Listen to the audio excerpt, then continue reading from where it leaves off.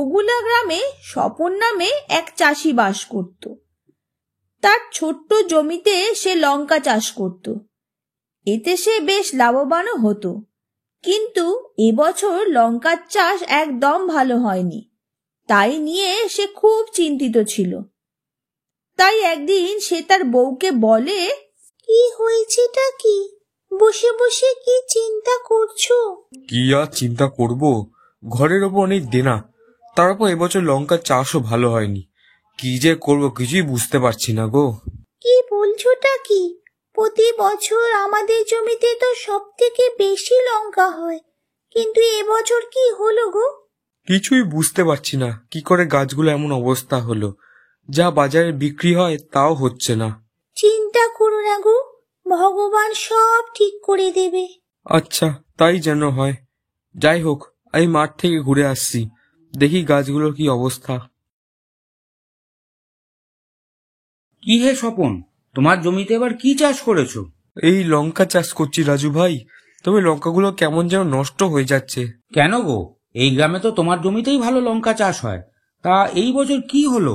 তা তুই ঠিকই বলেছিস, কিন্তু এবছর যে কি হলো কিছুই বুঝতে পারছি না। আচ্ছা, যা তাহলে, আমিও চললাম, আমারও একটু তাড়া আছে রে। তখন স্বপনও তার জমির দিকে গেল।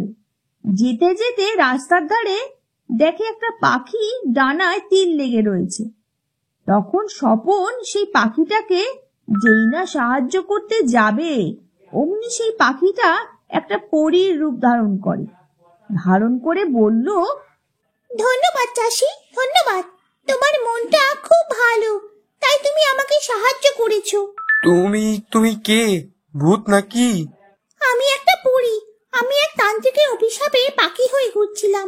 তিনি বলেছিলেন, কোনো সহৃদয় ব্যক্তি যদি আমাকে বিনা উদ্দেশ্যে সাহায্য করে, তাহলে আমি আবার আগের রূপ ফিরে পাবো। তুমি অনেক ভালো গো চাষি, তুমি অনেক ভালো। এই নাও, এই জাদুর জল, এটা তুমি নিয়ে যাও। কি হবে এই জল দিয়ে?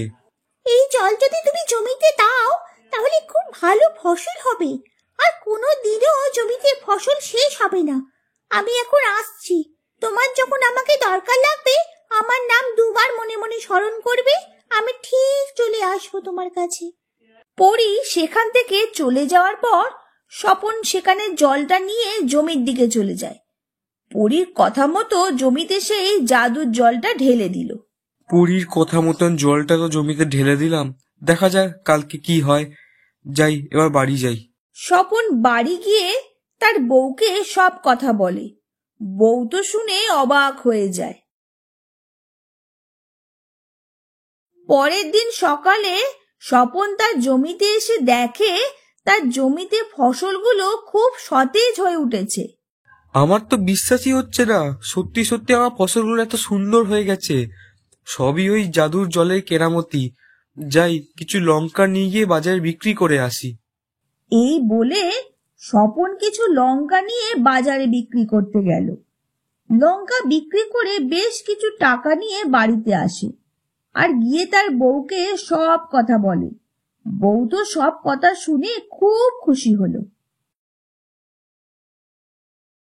শুনেছিস, স্বপন ভাই জমিতে ভালো জাতের লঙ্কা চাষ করেছে এবং লঙ্কার ফলনও খুব ভালো হয়েছে। শুনেছি তো, কিন্তু স্বপন এখন ভালো জাতের লঙ্কা চাষ কিভাবে করলো, একবার দেখে আসতে হয় তাহলে। এই বলে স্বপনের বন্ধুটা দেখতে গেল। সে জমিতে এত লঙ্কার গাছ দেখে তার চোখ তো ছানা বড়া হয়ে গেল। সে ভাবলো কিভাবে এই সবগুলো হলো, সেটা তাকে জানতেই হবে। তখন, কি হে রাজু, তা কি মনে করে? আরে স্বপন, তোর জমির লঙ্কা চাষ দেখছি, তা তো ভালোই ফলন হয়েছে। কি করে করলি ভাই, আমাকেও একটু বল। তখন স্বপন রাজুকে সমস্ত ঘটনা বলল। সব কথা শুনে রাজুর মনে ভারী লোভ জাগলো। সে ওই দিন রাত্রিবেলা স্বপনের বাড়ি গিয়ে সেই জাদুর জলের বোতলটা নিয়ে পালিয়ে যায়।